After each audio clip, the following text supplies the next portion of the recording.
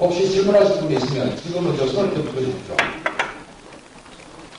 두 분? 세 분? 그러면 예, 바로 하셔도 됩니다. 저 질문이 지금 저 앞쪽에 있으신 분부터 질문 받도록 하겠습니다.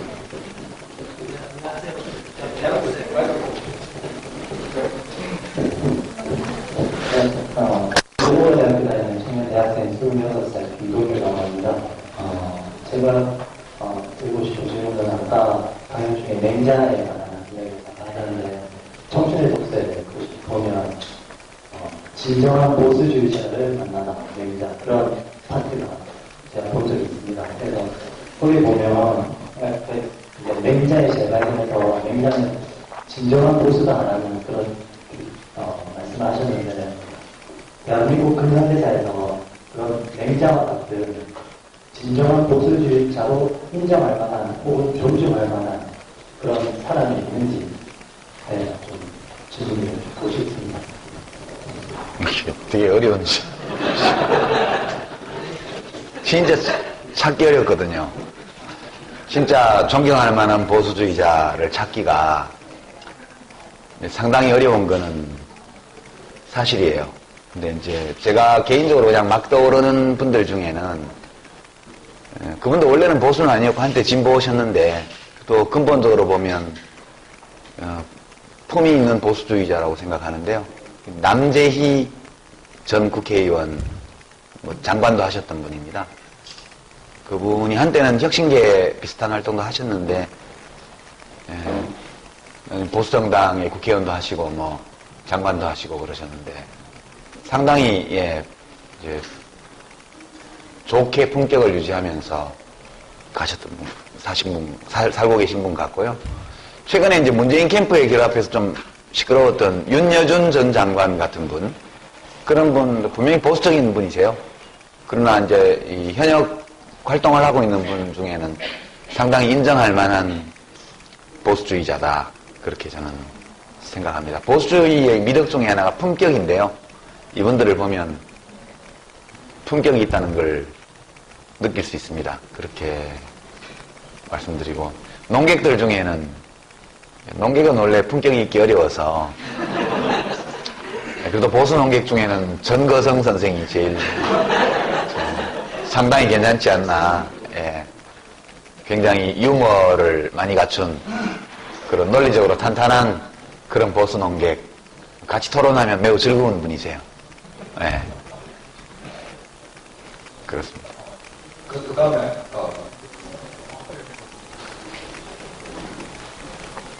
저 여쭙고 싶은 게 진보 마이크 쓰시죠?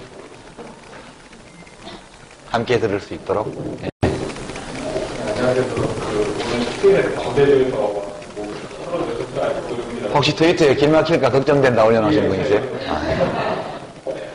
다른 게 아니고 좋은 말씀 많이 하셨는데 진보나 생각을 보이면서 내가 갖고 있는 걸 나는 게 나가 생각을 다른 사람이 나의 내 것을 주장하면서 그런 걸 갖고 있는 좋은 말씀 많이 하셨는데 실제적으로 현실은 그러니까 전에도 일장에도 말씀하셨지만 아직까지 그 현실에 있는 분들은 미스터는 알아가서 모르시는 분들이 많거든요.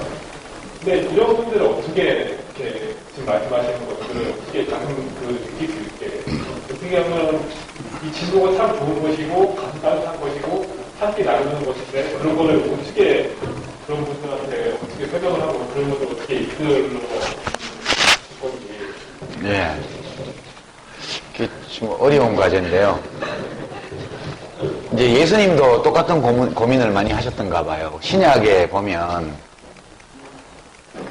하느님의 말씀은 이렇게 아무데나 씨 뿌리는 거하고 비슷하다고 한 대목이 나와요. 제가 정확한 표현은 기억 안 나는데 어떤 씨는 자갈 길에 떨어지고 어떤 씨는 옥탑에 떨어지고 이렇게 해서 좋은 땅에 떨어진 건 씨가 나고 그렇지 못한 데 떨어진 건 씨가 안 난대요. 좋은 말씀이 가도. 예수님도 비슷한 고민이 아니었겠어요. 복음을 들고 왔는데 사람들이 듣지를 않아요. 그 제자들이 그걸 베드로는 고기 낚다가 야 사람 낚으러 가자 그래서 따라왔는데 사람 낚으러 가보면 잘 안 낚인단 말이에요. 그 기독교 복음이 진리이든 아니든 복음이든 아니든 상관없이 주관적으로는 복음이라고 확신하고 있고 내가 확신하는 복음을 사람들에게 나눠주고 싶은데 사람들이 안 받아들여요. 그래서 굉장히 고민을 하는 대목이 많이 나오잖아요. 예수님도 진보예요. 아니 확실히 신약을 보면 정말 진보적 메시지로 넘쳐납니다. 저는 그렇게 읽었거든요. 근데 그 예수님 따르는 분들이 보수를 하고 있다는 게 전 진짜 이해가 안 돼요. 예수님을, 또 위험한 발언인데, 제 생각에는 제대로 안 믿으시는 거야. 저는 예수님을 어떤 하느님의 아들로 이렇게 믿고 이렇게 숭배하지는 않지만, 한 인간으로서 굉장히 존경합니다. 그 얼마나 많은 인간적 고뇌를 겪었을지를 다는 모르겠지만, 그래도 신약에 나와 있는 여러 스토리들을 보고 있으면, 정말 이분이 진짜 인간의 아들이에요. 저는 인간의 아들로서 예수를 굉장히 인격적으로 존경합니다. 그분의 말씀 중에 직접 하신 것은 신약에 몇 프로 안 되고 나머지는 다 제자들이 진행한 거라고 그런 분석도 나와 있지만 그래도 몇 가지 중요한 말씀들은 직접 하신 걸로 연구 결과가 나와 있더라고요. 그거 비슷한 고민이 우리에게 있죠. 그죠? 있는데 이거 참 인력으로 잘 안 되는 것 같아요. 때가 되어야 되는 것 같아요. 그래서 세례 요한도 때가 왔느니라 이렇게 얘기하잖아요. 가서. 때가 왔다고 얘기를 하잖아요. 때가 있는 것 같아요. 그러니까 사람들을 집단적으로 누군가가 계몽할 수는 없다고 생각해요. 사람들이 스스로 자기를 계몽하는 시기가 있다. 저는 그렇게 느낍니다. 저는 약간 그 문제에 대해서는 이제 약간 초탈한 입장을 갖고 있어요. 아무리 해도 되는 사람은 되고 안 되는 사람은 안 되더라고요. 그러니까 그냥 우리 모두가 각자 자기의 일상생활 공간 안에서 이게 맞다고 우기기보다는 이렇게 생각할 수도 있어 나는 이렇게 생각해, 나는 이렇게 살아, 이렇게 하는 수밖에 없다는 생각이 들어요. 저는 제가 할 수 있는 방식으로, 여러분은 여러분이 할 수 있는 방법. 저는 책도 쓰고 인터뷰도 하고 어디 가서 강연도 하고 이렇게 할 수밖에 없고요. 여러분은 여러분의 생활 공간 속에서, 가정에서, 직장에서 혹은 친구들 사이에서 그 사람들이 한번 생각해 볼 수 있게끔 자극을 주는 그런 정도가 우리가 할 수 있는 것 같아요. 누구의 생각을, 다른 사람의 생각을 내가 바꿔주는 것은 불가능하다고 저는 생각합니다. 나와 그 사람이 서로 정신적, 정서적, 지적 교류를 하는 가운데 그 사람이 달라질 가능성이 있죠. 그런 가능성을 많이 만드는 것이 우리가 할 수 있는 일이고 직접 바꾸지는 못해요. 이것은 말한테 물을 억지로 못 먹이는 거하고 똑같습니다. 물가까지 데리고 갈 수는 있지만 물을 먹게 할 수는 없어요. 그러나 우리 모두가 겪는 생활 환경의 변화, 우리가 직접 경험하고 간접적으로 체험하는 많은 사건들 속에서 사람들은 변하거든요. 그래서 이것이 충분히 사람들이 스스로 변화하지 못할 때는 아무리 좋은 변화를 와서 얘기를 해도 현실은 안 됩니다. 이것이 진보의 비극이죠. 물론 진보를 자처하는 분들이 내놓은 제안들이 다 훌륭한 것은 물론 아니었지만 그 중에는 훌륭한 것도 많았거든요. 예컨대 보통교육제도, 우리나라에서 태어난 모든 아이들에게 최소한의 똑같은 교육기회를 제공하자. 이게 프랑스 대혁명 당시에 처음 나왔을 때 이것은 엄청 불온한 사상이었고 말도 안 되는 소리였어요. 그럼 무슨 돈으로 누가 그걸 교육을 다 시켜? 그렇지만 지금 200~300년이 지난 지금 한 200년이 지나고 나서 그것이 모든 문명국가의 보편적인 제도가 됐잖아요. 그런 것처럼 진보 운명은 사람들이 받아들여지지 않으려 하는 좋은 아이디어를 내놓는 것이 진보 운명이에요. 그 중에 어떤 것들은 정말 좋은 것이기 때문에 받아들여지고 어떤 것들은 처음에 얘기하는 것만큼 좋은 것이 아니기 때문에 배척되는 겁니다. 어찌 보면 역사는 아이디어 사이의 살아남기 경쟁일지도 모른다. 그런 생각합니다. 그리고 한 가지 더 위로가 되는 말씀을 드려야 할 것 같은데요. 안 변하는 게 정상이에요. 그게 제가 요즘 많이 느끼는 건데요. 사람들은 보수는 되게 자연스러운 일을 하고요. 진보는 되게 부자연스러운 일을 해요. 동의가 안 돼요? 동의되죠? 그러니까 여러분, 내가 또 한 가지 비교를 해볼게요. 제가 독일에서 경제학 석사학위를 취득을 했는데, 경제학 석사학위를 따는 거는 자연스러운 거예요? 부자연스러운 거예요? 엄청 부자연스러운 거예요. 그러면 비교를 해보죠. 나머지 물건을 훔치는 거. 이거 자연스러운 거예요? 부자연스러운 거예요? 그거 굉장히 자연스러운 거예요. 그러니까 그 석사학위를 따는 거는요, 이제 200년밖에 안 됐어요. 그 생긴 지 제도가.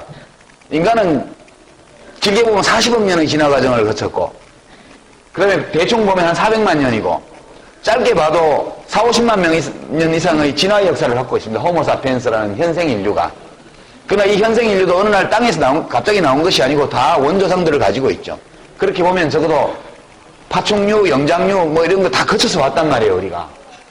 그 모든 시기 동안에 특히 현생 인류로 이게 나타난 이후에도 수십만 년, 수백만 년을 그렇게 살았거든요. 남고 훔치고 빼앗고 죽이고 이렇게 살았어요. 살인, 강도, 강간, 약탈 이런 거에 자연스러운 거예요. 수백만 년 동안 해온 거. 그리고 우리가 가지고 있는 이 모든 함무라비 법전 이래의 아주 살인자는 죽인다. 이런 거요. 그것은 자연스러운 거예요. 사형제는 굉장히 자연스러운 거예요. 왜냐하면 우리는 누군가 나를 죽이면 나도 그놈을 죽이는 걸로 수백만 년을 살아왔단 말이에요. 내 아들을 죽였는데 그놈을 안 죽이는 거는 몇십 년 안 됐어요. 이거는 되게 부자연스러운 거라고. 그러니까 우리 인간이라는 이 종의 특성이요. 우리 유전자에 박혀있는 모든 행동의 프로그램은 나에게 해코지를 하면 그대로 이해는 이 눈으로 보복하는 겁니다. 이게 자연스러운 거예요. 살인자는 죽이는 거예요. 가지고 싶은 게 있으면 빼앗고 반항하면 죽이고 약탈하고 그렇게 불과 5,000년 전까지만 해도 그렇게 살아왔고요. 기독교 구약을 보면 전부 정복과 약탈의 역사입니다. 대학살의 역사요. 풀 한 폭이 남기지 않고 다 죽였다 나오잖아요. 모든 가축까지 다 죽였다. 사람뿐만 아니라. 그러니까 불과 3,000년 전의 역사도 들여다보면 전부 그런 대량 학살의 역사입니다. 그때는 누가 승자냐? 빼앗고 죽이고 약탈하고 하는 것을 잘하는 놈이 승자예요. 그게 군주입니다. 반항하면 죽는 거예요. 그러니까 권력 앞에는 굴종하는 거, 이게 자연스러운 거예요. 권력 앞에 고개를 대들고 세우고 대드는 거, 이거는 아무리 길게 잡아도 몇백 년 안 됐어요. 그러니까 우리가 진보 진영에서 좋다고 이야기하는 거의 모든 것들이 다 부자연스러운 거고요. 그와 반대되는 것이 매우 자연스러운 겁니다. 우리 뇌 속에서는 이 자연스러운 행위를 하는 것은 브레인스템이라고 해서 뇌간, 그거는 파충류 때 만들어졌고요. 거기와 변연계, 요거는 오리너구리 시절에 만들어졌다고. 원시 포유류. 그리고 그 위에 대뇌피질이 있는데 진보의 모든 기능은 대뇌피질이 하는 거예요. 대뇌피질이 하는 기능을 빼고 나머지 뇌가 하는 모든 기능은 전부 파충류, 영장류도 다 하는 겁니다. 배고프면 먹고, 졸리면 자고, 누가 때리면 피하고, 빼앗고, 죽이고, 이게 전부 그겁니다. 우리 문명의 역사라는 것은 아무리 길게 잡아도 10,000년밖에 안 돼요. 더 적게 잡으면 5,000년밖에 안 된다고. 그 문명의 역사가 도래하기 이전에 있었던 모든 일들이 지금 진보가 혐오하는 일들입니다. 근데 그게 진화의 역사에서는 자연스러운 일이고요. 진보가 하려는 모든 것들은 다 진화적으로 부자연스러운 거예요. 이 부자연스러운 일을 하려는 사람들이 난관에 부딪히는 것은 너무나 당연합니다. 진보는 본능을 거슬러 올라가는 운동이에요. 이것은 물을 거슬러 올라가는 거고요. 바람을 거슬러 나는 겁니다. 불편하고 아프고 고통스럽고 비난받고 그것이 진보의 운명이에요. 저는 그렇게 생각하고요. 너무 답답해하지 마세요. 괜찮아요. 그렇게 하면서도 또 세상은 이렇게 점점 더 좋아집니다. 그냥 할 수 있는 만큼 나의 생각을 이야기하고 그것이 그 사람에게 그냥 참고가 되면 되는 거예요. 절대 박근혜 씨 지지하는 친구라고 해서 화내고 싸우지 마시고요. 그냥 그건 네가 네 눈가를 네 손으로 찌르는 거야. 이 정도. 예. 혹은 뭐 그건 더 웃기로 네 발등을 네가 찍는 거야. 그거 하나는 알아도 이 정도 얘기하는 것으로 족하지. 너하고는 끝이야. 그렇게 절대 하지 마세요. 예. 그분이 박근혜 씨를 찍어서 대통령 만들어 놓은 다음에 5년 뒤에 내 발등 내가 찍었다 이렇게 말할 날이 옵니다. 결국은 그런 과정을 통해서 사람들의 생각이 변하고 지향이 변하고 사람이 발전하는 것이기 때문에 MB각하 지하 5년도 다 나쁜 것만은 아니었다. 저는 그렇게 생각합니다. 너무 답변이 길어졌는데 위안이 됩니까? 예. 인간은 본질적으로 보수적이에요. 별난 사람만 진보를 하는 겁니다. 예. 마지막으로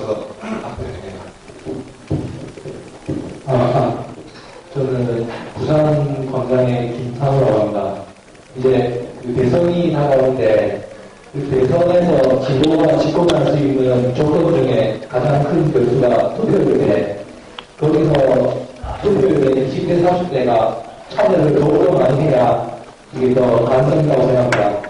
근데 이제 그 투표율에 참여의 주체가 되는 이제 대학생들과 이제 토론할 기회가 있는데 전 김대중 정부와 노무현 정부의 공과에 대해서 발표하고 토론한 시간이 있는데 전 유시민 그 보건복지부 장관의 입장에서 그 투표율을 좀 더 고취하기 위해서 어떤 말들을 한다고 하면 어떤 말들을 해줄 수 있을지 지금 정서과 비교해서 좀 알기 쉽게 고체로 설명해 주셨습니다.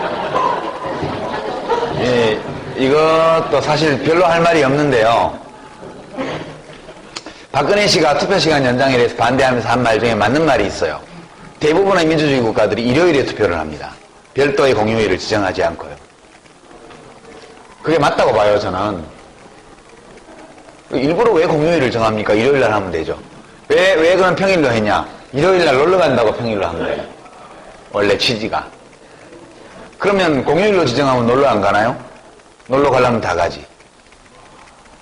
그러니까 왜 그러면 서유럽 민주주의 국가들이 일요일을 투표일로 했을까? 그것은 권리 행사일로 본 겁니다. 권리 행사일. 자기 권리를 행사하는 거니까 그냥 일요일에 하라는 거예요. 내 권리 내가 행사하는데, 주권을 행사하는데 왜 특별히 그날을 공휴일로 잡냐는 거예요. 어차피 쉬는 날 하면 되지. 프랑스는 결선 투표를 하니까, 그죠? 일요일 날 2번 하잖아요. 결선 투표율이 80% 넘어가잖아요. 그것은 투표를 하지 않는 것은 자기 권리 위에 잠자는 거예요. 그 비정규직 노동자들이 회사의 여러 가지 것 때문에 어쩔 수 없이 못하는 경우 있을 수 있죠. 그거 하려면 해요. 투자자 신고를 한다든가. 우리가 하려면 미국 오바마 대통령 벌써 투표했죠. 자기 찍었겠죠. 그죠? 기호가 없으니까 오바마 찍었죠. 우리도 사전투표 제도 같은 걸 만들 수 있다고 봐요. 제도적 개선을 할 게 많이 있습니다. 그러나 투표율은 일요일로 옮기는 게 맞다고 저는 생각해요. 놀러 가고 싶은 사람 가라는 거예요. 자기 권리 위에 잠자는 사람을 굳이 왜 깨우냐는 겁니다. 50% 밑으로 내려가면 정통성이 훼손된다고요? 저는 그렇게 생각하지 않습니다. 어차피 투표 안 한다는 것은 누가 돼도 상관없다는 의사표시이기 때문에 그분들의 의사결정에 반영이 안 돼도 무방하라 저는 그렇게 생각합니다. 투표하고 싶은데 못하는 사람이 문제예요. 2030 투표 안 한다고 그러죠. 오케이, 저는 받아들입니다. 답답한 게 없나 보죠. 그 답답한 사람은 투표를 하게 돼 있어요. 그러니까 저는 청년에 대해서 우리가 존중하고 배려해야 되지만 특별 대우를 할 필요는 없다고 생각합니다. 어르신들이 왜 투표하느냐? 투표 많이 하시죠. 다리가 아파도 투표하세요. 그 점을 잘 보셔야 돼요. 그분들은 그 투표 행위를 통해서 자기의 사회적 존재의 의미를 찾는 겁니다. 어르신들은. 우리 젊은이 여러분들은 뭐 친구들 사이에 인기 얻는 게 중요하고 뭐 남친 여친한테 점수 따는 게 중요하고 뭐 동호회에서 뭐 하는 게 중요할 거예요. 거기서 자기 존재를 확인받으니까. 그러나 이미 평생 동안 일하고 은퇴하신 어르신들 경우에는 이제 명함도 없잖아요. 어디 가서 내가 사회적으로 의미 있는 존재임을 확인받을 수 있겠어요? 가장 좋은 게 투표장이에요. 투표장에 가서 투표하는 그 행위 하나로 자신이 사회적으로 의미 있는 존재임을 확인하는 겁니다. 이건 매우 귀중한 거예요. 이 느낌. 왜냐하면 늙어도 인간이고 젊어도 인간이고 다 똑같이 존엄한 존재들이에요. 스스로 존엄한 존재가 되어서 자기의 존엄성을 찾고자 하고 그것을 확인하고자 하는 노력은 매우 아름다운 것이라고 저는 생각합니다. 어르신들이 1번을 많이 찍어도 할 수 없어요. 그 원해서 찍으시는 거니까. 어르신들은 1번이 어르신들을 위해서 해드리는 게 아무것도 없음에도 불구하고 1번을 찍어요. 왜냐? 애국심 때문에. 빨갱이들에게서 나라를 지키기 위해서 찍는 거예요. 저는 존중해야 된다고 봅니다. 뭐, 마음에는 안 들지만 의견이 다른 걸 어떻게 하겠어요? 그렇게 생각하고요. 굳이 이제 뭐 아이디어를 말하자면 복권을 만들면 투표율은 엄청 높아질 겁니다. 어떤 분은 투표하는 사람에게 10,000원짜리 상품권을 주자 이런 아이디어를 낸 분도 있었는데요. 그거는 별 효과가 없어요. 많은 바들은 일부러 거기 가지 않으니까. 1억짜리 경품 100만 명당 1명 이렇게 해서 뭐 2,500만이 투표하면 250명 뭐 10만 명에 1명 할까요? 그래서 1억짜리 경품 25명을 추첨한다. 그래서 쫙 걸잖아요. 투표율 대박 날 겁니다. 로또 외에 대안 없다. 이거 맨날 우리 노회찬 대표가 인용하시는데요. 로또 외에 대안 없다. 로또 외에도 대안이 있는 세상을 만들어야죠, 우리가. 그게 진보의 몫인데. 투표 외에 대안 없다. 좋잖아요, 1억짜리 걸어놓고. 투표에서 팔자고 치자. 저는 투표율을 높이는 것은 일반적으로 어떤 상품권을 지급하는 것보다 뭐 1억짜리를 250명 하는 것보다는 10억짜리를 25명 하는 게 효과가 훨씬 커요. 100억짜리를 3명만 해봐요. 어마어마할 겁니다. 근데 윤리적으로 헌법이 규정한 자신의 신성하다고 간주되는 주권을 행사하는 일에 경품으로 유혹해서 주권을 행사하게 한다? 그것이 진짜 민주주의냐? 그 점에 대해서 의문이 제기될 수 있다고 저는 생각해요. 그래서 제가 다녀보면 강연 다니면 꼭 질문을 받아요. 2030 투표를 올리기 위한 방법이 없느냐? 저는 없다고 대답하죠. 투표를 해야 될 이유는 이성적으로 다 알고 있어요, 이미. 그죠? 길거리마다 플랜카드 걸리고 방송에 공익 광고 나오고 온라인에 뭐 음원 같은 걸 공짜로 볼 수 있는 거 뮤직비디오 켜면 앞부분에 공익 광고 15초짜리도 나오고 다 나오잖아요. 안 하는 거잖아요. 못하는 게 아니고. 못하는 분들은 제도를 고치고 할 수 있도록 기회를 드리는 제도 개선이 필요하고. 그래서 투표 시간 연장? 좋죠. 뭐 밤 10시까지 한다든가. 그러나 안 하는 분들을 위해서는 대책이 없다고 저는 생각해요. 유일하게 할 수 있는 방법은 경품으로 유혹하는 건데 이것은 정치윤리적으로 철학적으로 문제가 심각한 방법이라고 봐요. 예. 대답 하나만 한 대답이 됐는데. 예.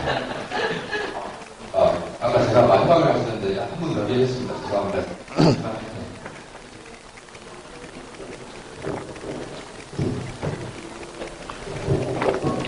예, 시간을 생각할 때 소요고요.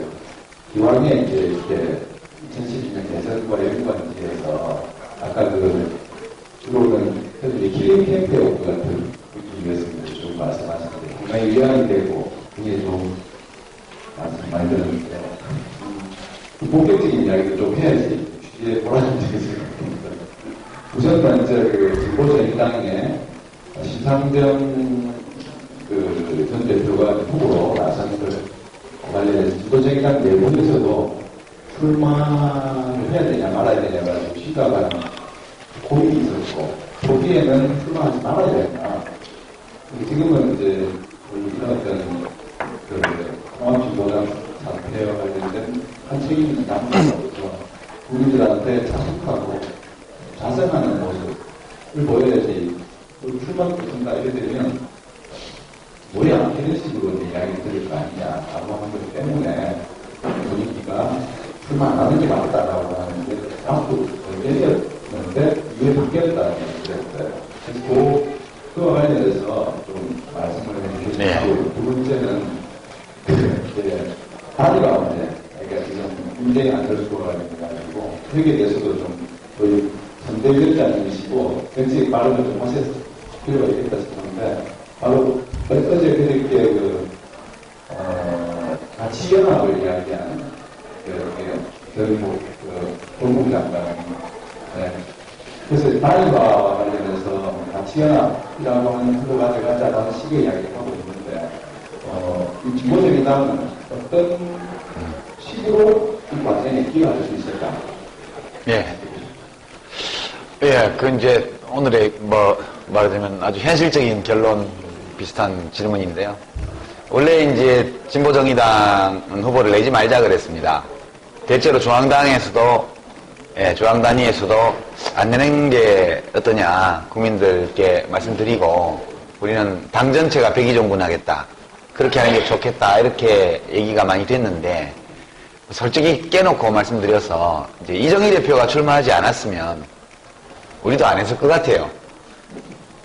근데 그게 해묵은 감정이나 이런 것 때문에 출마한 게 아니고, 이정희 대표가 출마한 상황에서 통합 이제 진보당 후보가 나오고, 그런 상황에서 진보정의당 후보 없이 그냥 대선 국면으로 들어갔다. 그러면 소위 이제 민주당, 그 다음에 안철수 후보, 그리고 진보정당, 진보진영 쪽은 이정희 후보가 대표성을 획득하게 돼요. 저절로. 왜냐하면 지난번 선거에서 10% 이상 받은 당이기 때문에 TV토론도 초청 대상이고요. 혼자 다 하게 돼요, 혼자. 근데 이제 이정희 대표가 후보로 나오셔서 여러 가지 문제에 대한 입장이 진보진영 전체를 대표할 수 있는 그런 온전한 입장이면 또 모르겠는데, 그렇지 않기 때문에 이게 잘못하면 민폐가 될 것 같다. 우리가 백의종군 하겠다는 좋은 마음으로 후보를 내지 않는 것이 결과적으로 야권연대 전체에 민폐를 끼치는 결과가 나올 수도 있겠다. 이런 것 때문에 책임성을 좀 더 분명하게 하기 위해서는 후보를 일단 내고 선거전에 돌입하는 것이 더 합리적이다. 이런 판단이 우세해져서 후보를 내기로 해서 이제 이렇게 된 것이고요. 단일화를 어떻게 할 것인가 이 문제는 그냥 저도 무슨 방법은 없습니다. 없는데 제 경험을 좀 이야기를 하죠. 이게 이제는 말할 수 있다. 뭐 이런 거 비슷한 얘기인데요. 경기도지사 이제 민주당과의 단일화 경쟁이라는 거는 제가 원조잖아요. 그죠?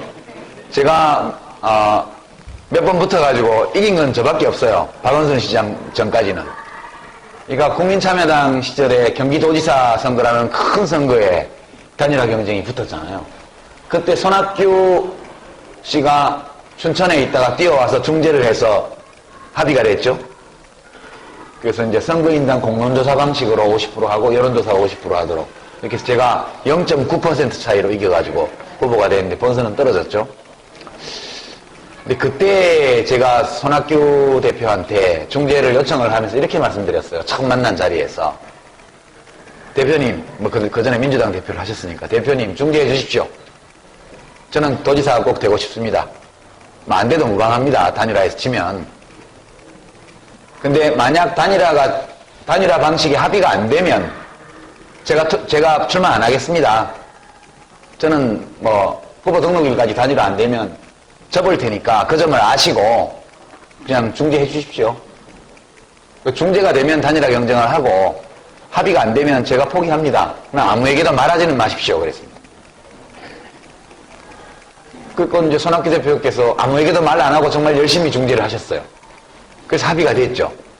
그래서 제가 아슬아슬하게 후보가 됐습니다. 근데 그때 제가 이제 막 사방 욕을 얻어먹으면서도 자신있게 밀고 나간 이유가 단일화는 무조건 된다. 왜냐? 내가 안 나가니까. 아니, 그렇잖아요. 저는 마음속으로 우리 참모들하고 같이 단일화에 합의가 안 되면 후보 등록을 하지 말아야 된다. 그러니까 43억 펀드 모은 것도 한 푼도 손 안 대고 그대로 놔뒀습니다. 그럼 본선에서만 쓴다. 왜냐하면 미리 썼다가 내가 단일 후보가 안 되면 빚이 되기 때문에 그대로 놔뒀고요. 그리고 휘바람 불면서 다녔습니다. 그냥 신부님들이 오라 하시면 쫓아가서 예, 그러면 너네 단일화 안 할 거가? 그러면 합니다. 그럼 왜 할 낀데? 그러면 걱정 마십시오. 제가 하겠습니다. 그렇게 큰 소리 치고 다녔어요. 어떻게든 둘 모두가 김진표 씨와 제가 둘 모두 도지사 후보로 등록하는 일은 절대로 없을 것임을 제가 보증하겠습니다. 그렇게 말하고 다녔습니다. 그 비결이 뭐냐? 제가 안 할 생각이었으니까요. 딱 되면 털고 김진표 후보 무조건 지지합니다. 그렇게 하고 나는 같이 선거운동도 다니고 우리 국민참여당 지역구 후보들 응원 다니면 되잖아요. 그것도 정치거든요.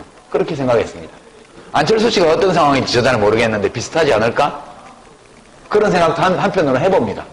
왜냐하면 민주당과 단일화 경쟁을 큰 선거에서 하는 것은 엄청 괴로운 일입니다.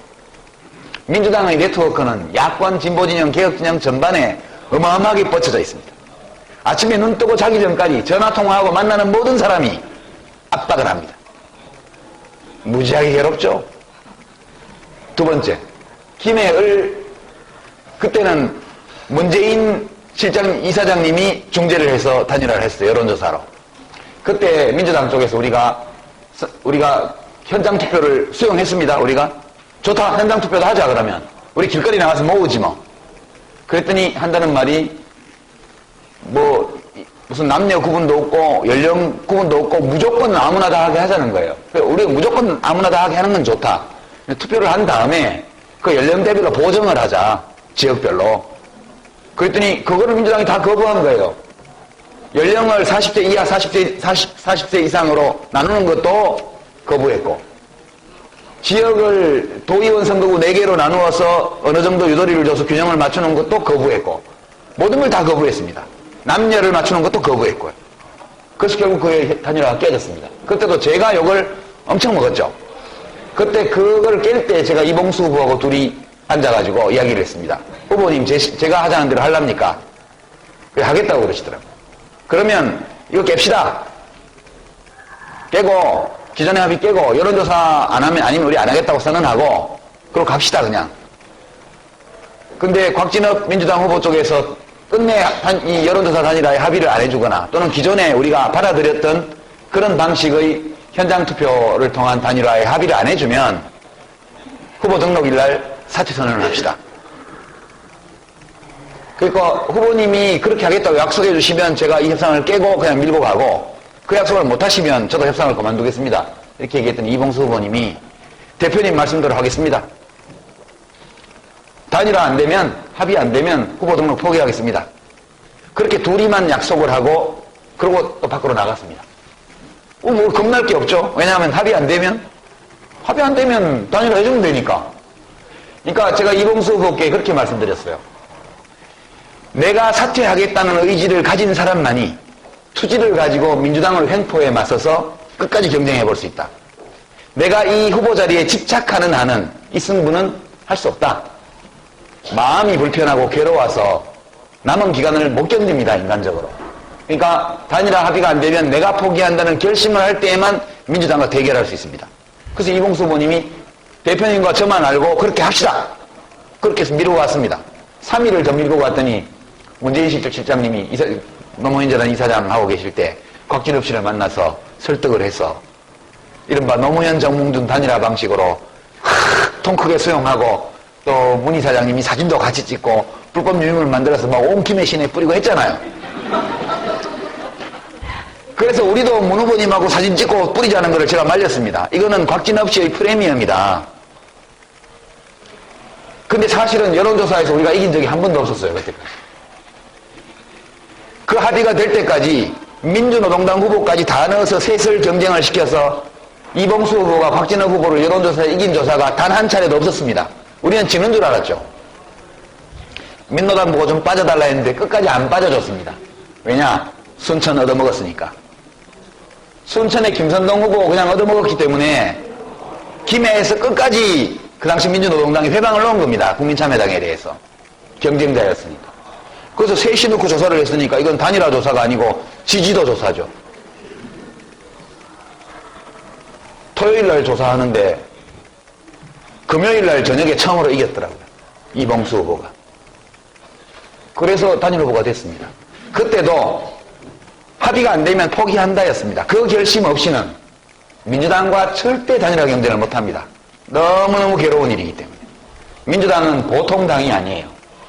민주당은 새누리당만큼은 아니지만 무서운 당입니다. 새누리당은 못됐고 무서운 당이에요.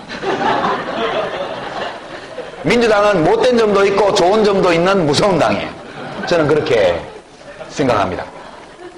그래서 이 못될 때도 있고 좋을 때도 있는 무서운 정당이니까 우리가 잘 손을 잡으면 민주당의 좋은 면이 나올 수 있잖아요. 민주당의 좋은 면이 잘 나오도록 하기 위해서 우리가 정책에 합의하고 이 정치혁신 선거제도 개혁에 합의하려고 그러는 거예요. 그렇게 함으로써 민주당도 더욱더 좋은 정당이 되고 우리 정치도 더욱 좋아지게 하기 위해서. 제가 지금 경험담을 말씀드린 건데요. 안철수 후보가 지금 굉장히 괴로울 거예요. 저는 그 마음을 이해합니다. 직접 당사자로서 겪어봤기 때문에. 그리고 이렇게 얘기합니다. 주변에 와서. 안 교수, 당신이 단일 후보 경쟁에서 여론조사로 해가지고 당선되더라도, 단일 후보가 되더라도 본선에서 져. 민주당에서 당신을 절대로 안 도와줘. 그렇게 얘기합니다. 그러니까 제가 경기도지사 단일 후보가 되었을 때도 민주당 쪽의 압력 때문에 저희 참모들이 몇치 안을 만들어 왔어요. 지금 당장은 통합할 시간이 없으니까 도지사 선거 끝나고 나서 국민참여당이 민주당과 통합하겠다는 선언을 하자는 거예요. 제가 거부했죠. 그렇게는 못한다. 그렇게 할 것 같으면 왜 국민참여당을 만들었냐.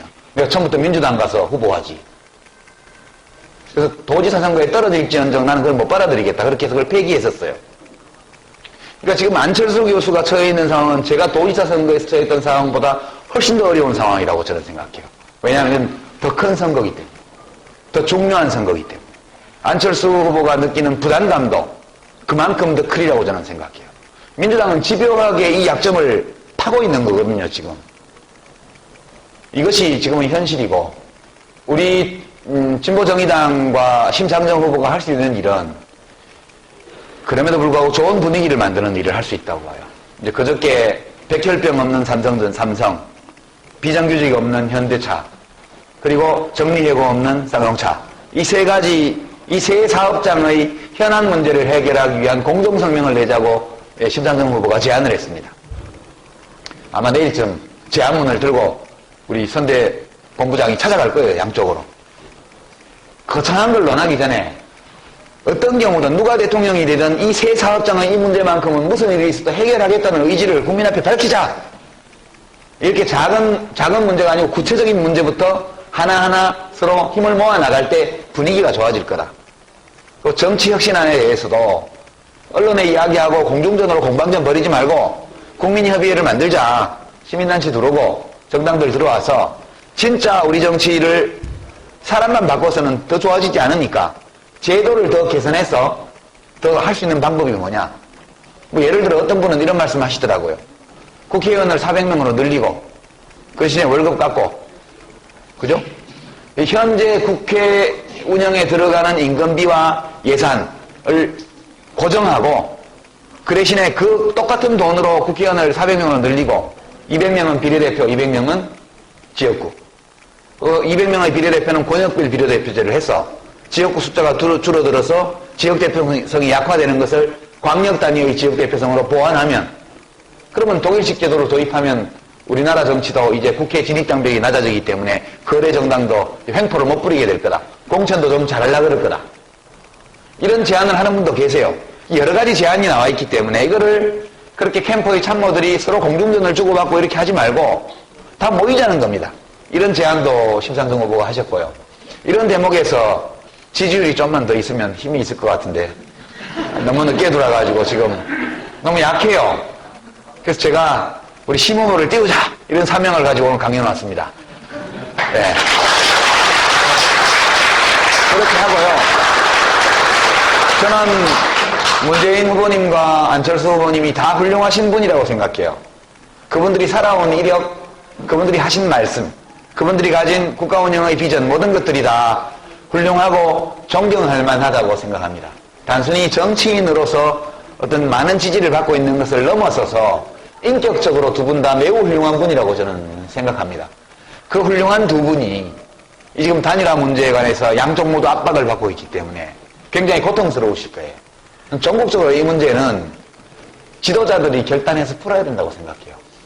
방법이야 마음만 맞으면 얼마든지 찾을 수 있죠. 요는 문재인 후보를 지지하는 유권자들, 안철수 후보를 지지하는 유권자들, 또는 뭐 아직 별로 많지는 않고 앞으로 또 늘어나겠지만 드러날 것으로 확실시되는 심상정 후보를 지지하는 유권자들, 이런 분들이 모두 온전히 마음을 모아서 정을 줄 수 있는 방식으로 문제를 해결해야 됩니다. 그냥 가면요 3파전으로 그러면 불행하게도 87년 대선의 재판이 될 겁니다. 그때 노태우 후보의 득표율 36%, 김영삼 후보의 득표율 28%, 김대중 후보의 득표율 26%. 그렇게 해서 그 세 분이 차례차례 대통령을 했잖아요. 1등이로. 그렇게 하는 동안 우리 정치는 다 망가져버렸어요. 6월 항쟁의 정치는 실종되고, 정치는 지역구도로 재편되고, 공고하게 지역구도가 만들어지고, 그리고 5년 단임제 해서 돌려가면서 대통령 하게 만들어 놓고, 그리고 지역 기반 가지고 있는 정당이 유리하도록 결선 투표도 없는 소선구구제 만들고, 그 어르신들이 다 대통령 교대를 하신 대가로 그 빚이, 그 부정적 유산이 남아서 지금 후손들을 이렇게 괴롭히는 거 아닙니까? 저는 만약 뭐 안철수 캠프 일부나 이런 데서 뭐 3자 필승 논인 이런 얘기도 나오고 그런다는데 소문에 가면 결과는 명백하다고 봐요. 그것은 1987년 선거의 완벽한 재판이 될 것이고 두 분 모두가 후보로 등록하는 순간 유권자들은 등을 돌릴 겁니다. 실망은 단지 실망으로 끝나지 않아요. 실망은 반드시 반작용과 후폭풍, 반동을 부르게 되어 있습니다.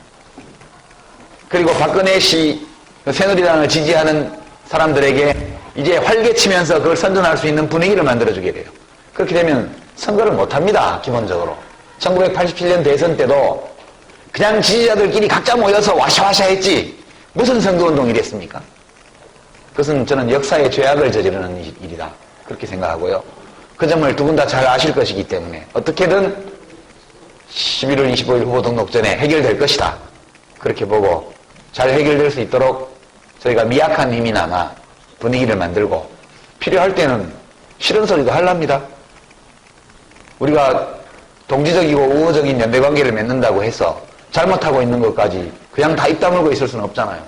박지원 대표께서도 뭐 진보정의당 창당대회 때 애국가 빠뜨렸다고 엄청 야단치시던데 물론 빠뜨린 거 잘못됐죠. 불렀어야 되는데 국회에 대한 경례만 하고 생략을 하고 생략했더라면 그렇게 말씀하셨던데 우리 그렇게 했거든요.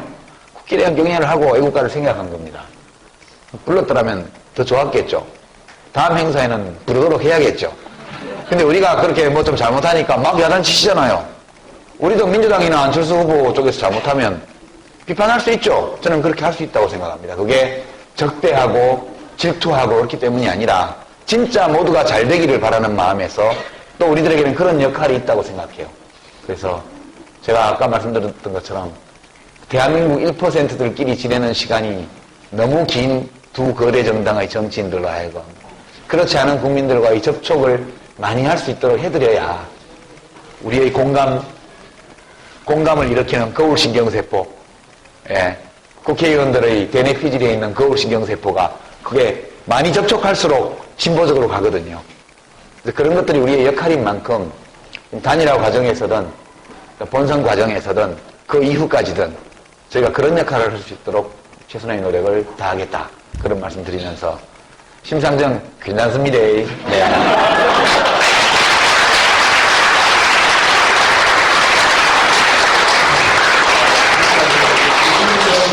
나가는 최종 강의를 2012년 대선 지번을 받아 말씀하시도록 하겠습니다. 그래서 여기까지 해주신 분들께 다시 한번 큰 박수 드립니다.